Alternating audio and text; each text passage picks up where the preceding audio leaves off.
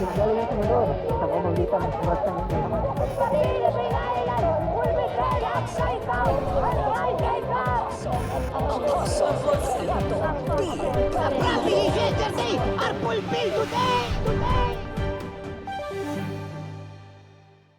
Narito na ang makalangit na balita sa oras na ito.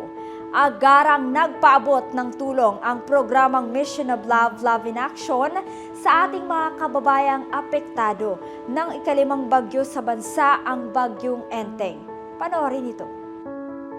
Dahil sa pagraragasa ng ulan dulot ng Bagyong Enteng, marami sa ating mga kababayan ang apektado nito. Lalo ng pagbaha dahil nga sa mabilis na pagtaas ng level ng tubig, lalo na sa mabababang lugar.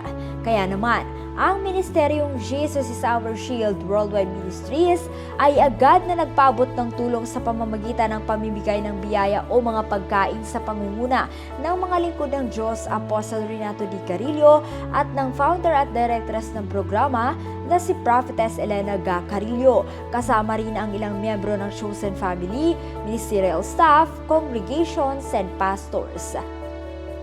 Alas 3 ng hapon, nang simula ng bigla ang paghahanda para sa ipamimigay na biyaya at pagpapala ng programa.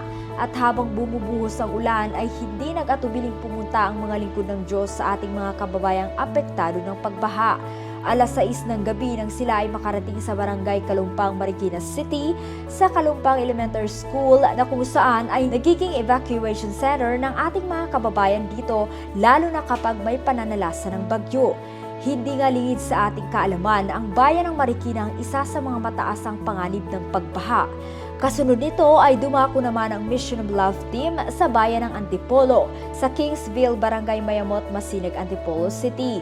Dito ay makikita ang mga pamilyang agarang nailikas sa banta ng pagbaha sa lugar. Ayon sa ilang residente dito, maaga silang pinalikas upang hindi naabutin pa ng pagbaha dahil sila ay nasa mababang lugar. At sila ay mananatili sa evacuation center hanggang sa matapos ang bagyo. Daang individual ang nailikas sa banta ng pagbaha sa mga lugar na ito mula sa bata, mga kabataan at mga matatanda sa Marikina City hanggang sa Antipolo City. Kakaiba nga ang Ministeryong Jesus is Our Shield Worldwide Ministries sa paraan ng pagpapaabot ng tulong dahil hindi nga lamang pampisikal ang kanilang binibigay, kundi pati pang espiritual na magdadala sa ating mga kababayan sa totoong kaligtasan ng kanilang buhay. Makikita ang maiksing pangangaral ng apostol ng Diyos patungkol sa totoong tagapagligtas at dapat nalapitan sa panahon ng problema at kagipitan.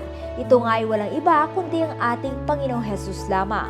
Ito nga ay hindi lamang naging daan ng kaligtasan ng ating mga kababayang nakarinig, kundi nagsilbing lakas at pag-asa nila lalong-lalo na sa sitwasyong kanilang kinalalagyan. Alas 9 ng gabi nang matapos ang pamamahagi ng tulong sa lugar ng Barangay Mayamot, Masinag, Antipolo City at nagpatuloy ang pamimigay ng tulong sa ilang mga barangay sa Quezon City na apektado rin ng nasabing bagyo at inabot nga ng madaling araw ang pamamahagi ng tulong at pagpapaabot ng pag-ibig ng Diyos sa ating mga kababayan ng programang Mission of Love, Love in Action.